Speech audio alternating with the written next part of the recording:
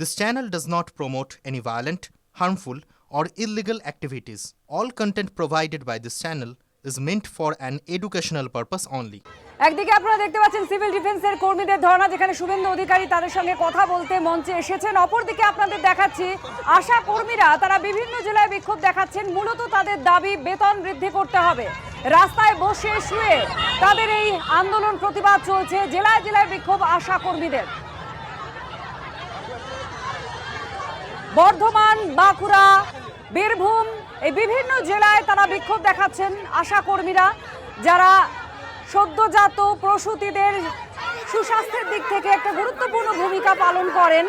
সেই আশা কর্মীরা তারা প্রতিবাদ বিক্ষোভ করছেন। তাদের দাবি বেতন বৃদ্ধি করতে হবে। বেতন বৃদ্ধি সহ আরও কিছু দাবি আছে, সেই দাবি নিয়েই তাদের এই বিক্ষোভ প্রতিবাদ।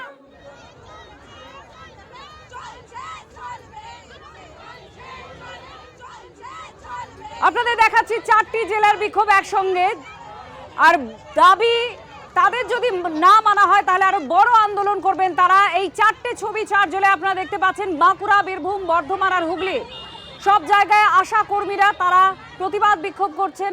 হিমাদ্রি আমাদের সঙ্গে রয়েছেন। হিমাদ্রি, মূলত তাদের দাবি হচ্ছে যে বেতন বৃদ্ধি করতে হবে, কিন্তু এই দাবিতে তারা এত তীব্রভাবে আন্দোলনে নামলেন কেন? দেখো, তারা বলছেন যে বারবার রাজ্য সরকারকে তাদের যে দাবি দেওয়া রয়েছে সেগুলিকে বারবার জানানো হলেও কখনো লাভ হচ্ছে না, শুধুই প্রতিশ্রুতি পাওয়া যাচ্ছে, কাজের কাজ কিছু হচ্ছে না। সে কারণেই কিন্তু আজ জেলা শাসকের দপ্তর থেকে একটি মিছিল করে সিউড়ি বাস স্ট্যান্ড চত্বরে আসে এবং সেখানে রাস্তা অবরোধ করা হয়। প্রায় 15 থেকে 20 মিনিট রাস্তা অবরোধ করে রাখা হয়। রাস্তার মধ্যে শুয়ে পড়েন আশা কর্মীরা এবং তারা বলছেন যদি অবিলম্বে তাদের দাবি না মানা হয় তাহলে আরো বৃহত্তর আন্দোলনের দিকে যাবে তারা। এরপর তারা সেখান থেকে পুলিশের আশ্বাসে কোনো ক্রমে উঠে তারা জেলা শাসকের দপ্তরে যায়। সেখানে যদি কোনো সুরাহা না পায় তাহলে তারা ফের রাস্তা অবরোধ করবে এবং জেলা শাসকের যে দপ্তর রয়েছে সেটাকে অবরুদ্ধ করে দেবে, এমনটাই কিন্তু হুঁশিয়ারি দেওয়া হয়েছে তাদের পক্ষ থেকে। সব মিলিয়ে কিন্তু বারবার তারা যে দাবি করছেন, যে পরিস্থিতির কথা বলছিলে যে কেন তারা এত তীব্রভাবে আন্দোলন করছেন রাস্তায় নেমে, কি বলছেন আশা কর্মীরা, এবার শুনুন।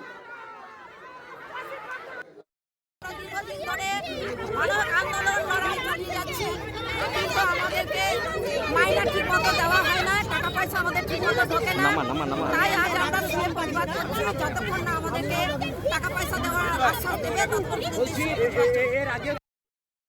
একটার পর একটা জায়গার ছবি আপনাদেরকে দেখাচ্ছি, যেখানে আশা কর্মীরা তারা তাদের দাবিতে একগুচ্ছ দাবি নিয়ে তারা পথে নেমেছেন। এই মুহূর্তে বর্ধমানের ছবিটা আপনারা দেখতে পাচ্ছেন, হাতে প্ল্যাকার্ড এবং সেই প্ল্যাকার্ডে লেখা রয়েছে তারা মূলত কি কি দাবি করছেন। মনোতোষ রয়েছেন আমাদের প্রতিনিধি আমাদের সঙ্গে, আমি মনোতোষের কাছে চলে যাবো। মনোতোষ, যারা রয়েছেন, যারা এই মিছিলে হাঁটছেন, তারা কি বলছেন?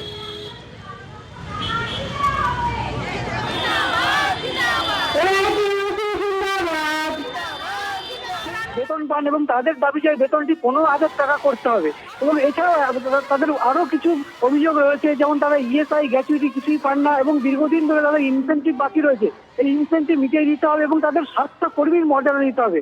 এই সমস্ত দাবি নিয়ে তারা কিন্তু বর্ধমানের যে জিটি রোড রয়েছে, বর্ধমান কার্জন ক্ষেত্রে জিটি রোড, সেখানে জিটি রোড অবরোধ করেন। দীর্ঘক্ষণ জিটি রোড অবরোধ থাকে এবং তারা রাস্তা শুয়ে পড়েন। রাস্তা শুয়ে তারা বিক্ষোভ দেখাতে শুরু করেন। মূলত বেতন বৃদ্ধি রয়েছে, তার সঙ্গে একগুচ্ছ দাবি কিন্তু তারা রয়েছে এবং তাদের দাবি না মিটলে তারা কিন্তু অবিলম্বে আরো বড় বৃহত্তর আন্দোলনে যাবেন, এমনটাই কিন্তু আশা কর্মীরা জানাচ্ছেন। একেবারে ধন্যবাদ তোমাকে।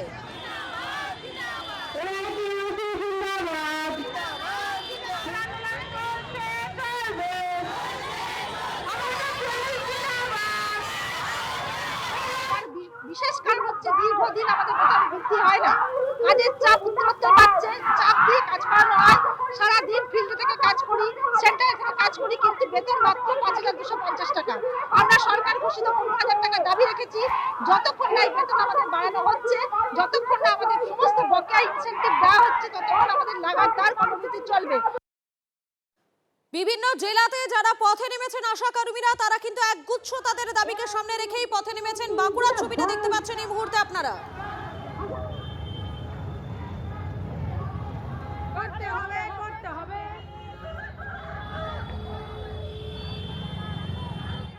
আশাকর্মীরা সেই 750 টাকা বেড়েছিল, তারপর থেকে বাড়েনি, ফলে আমাদের 15,000 টাকা ন্যূনতম বেতন। তার সাথে আমাদের দাবি আছে যে সরকারি যেসব ছুটি আছে সেগুলো আশাকর্মীদের দিতে হবে। সবচেয়ে দুঃখের বিষয়, মাতৃত্বকালীন ছুটি আশারা পায় না। পিএলআই সহ নানা খাতে টাকা বাকি আছে, জল পরীক্ষা, নুন পরীক্ষা, এই সমস্ত টাকা দিতে হবে। 4-5 মাসের ইনসেন্টিভ বাকি থাকে, এইগুলো দেওয়া চলবে, বাকি রাখা চলবে না। আমরা বিএমএইচকে জানিয়েছি, আমরা সিএমএইচকে জানিয়েছি, আমরা স্বাস্থ্য ভবনে জানিয়েছি, জানিয়েই কিন্তু ধর্মঘট শুরু করছি এবং নবান্নেও আমরা চিঠি দিয়েছি। আমাদের আশা আমরা রাখি মাননীয়াকে, যেহেতু আমাদের মহিলা মুখ্যমন্ত্রী এবং আশার যে প্রকল্প সেটা সম্পূর্ণটাই মহিলা, তাহলে উনি একটা মহিলা প্রকল্পকে আশা করি উনি দেখবেন, এই আশা এবং ভরসা ওনার প্রতি রাখছি, রেখে আমরা আমাদের কর্মবিরতি চালাচ্ছি। আশা করি উনি আমাদের এই বক্তব্য শুনবেন, যেহেতু পুরো প্রকল্পটা একদম মহিলারাই চালাচ্ছে।